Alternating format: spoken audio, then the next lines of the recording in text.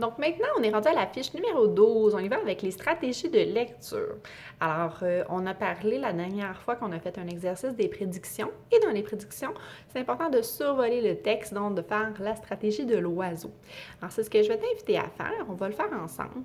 C'est le texte, donc l'histoire de la glace. Alors déjà, si je regarde rapidement, bien, tu vois, je vois un congélateur qui est ouvert en haut. Donc, il doit y avoir de la glace, des morceaux de glace. Ici, projet de lecture, histoire de la glace. Donc, clairement, on parle de la glace, que de l'eau qui se transforme en glace. J'imagine qu'on en fait la description. Donc, on parle dans l'Antiquité, en Provence autrefois. Alors, ce que j'ai l'impression, moi, en faisant mes suppositions, c'est que je pense qu'on va parler de l'histoire, vraiment de la glace, de l'ancien temps, comment ça fonctionnait, parce qu'eux n'avaient pas d'électricité. Chez nous, il y a 100 ans, donc encore là, comment on se comportait il y a 100 ans par rapport à l'électricité et la glace. Puis on voit des gens travailler qui ont l'air de creuser quelque chose. J'imagine que ça va nous expliquer comment on conservait la glace. Maintenant que j'ai fait ça, je suis prête à lire.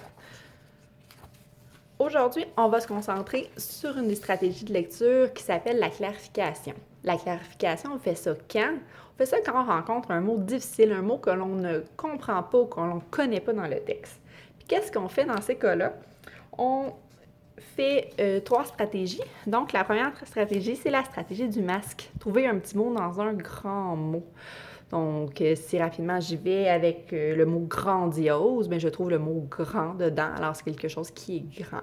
Si je vais avec le mot denturologiste, je trouve le mot qui ressemble à dentiste. Alors, un denturologiste, c'est probablement quelqu'un qui est lié avec les dents, donc comme un peu une sorte de dentiste. Ma deuxième stratégie, c'est faire la girouette. Comme la girouette, quand je rencontre un mot qui est difficile, je regarde avant, donc je relis les phrases avant et les phrases après pour voir si je n'aurais pas la définition. Et finalement, quand rien ne va plus, c'est ce que je fais.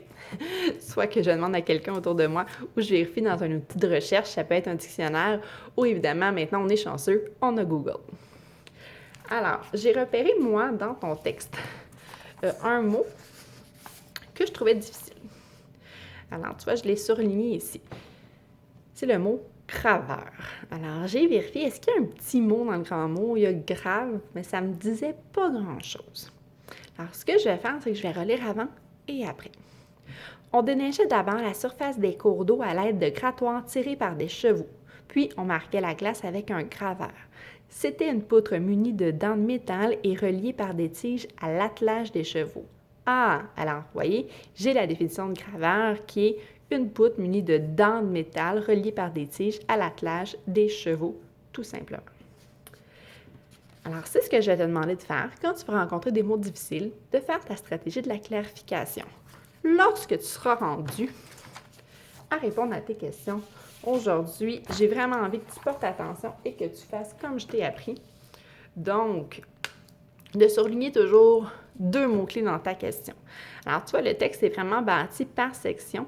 Comme on a vu, dans l'Antiquité, c'est une section et il y a 2 questions. Et ensuite, en Provence autrefois, il y a 2 autres questions. Moi, ce que je te demande, c'est vraiment de surligner les mots-clés qui vont t'aider. 2, 3, pas vraiment plus. Alors, où les commerçants de la Mésopotamie et de la Phénicie se procuraient-ils de la glace qu'ils vendaient dans les grandes villes? Alors, moi, je pense que où, commerçant, glace et vendait, donc toi, j'en ai 4 car c'est une longue question, ça va être mes mots-clés. Si ici, j'y vais pour la question 2. Pourquoi transportait-il la glace dans des chariots isolés avec la paille? Moi, je pense que le pourquoi, chariot et paille, c'est des mots qui vont m'aider à répondre à la question.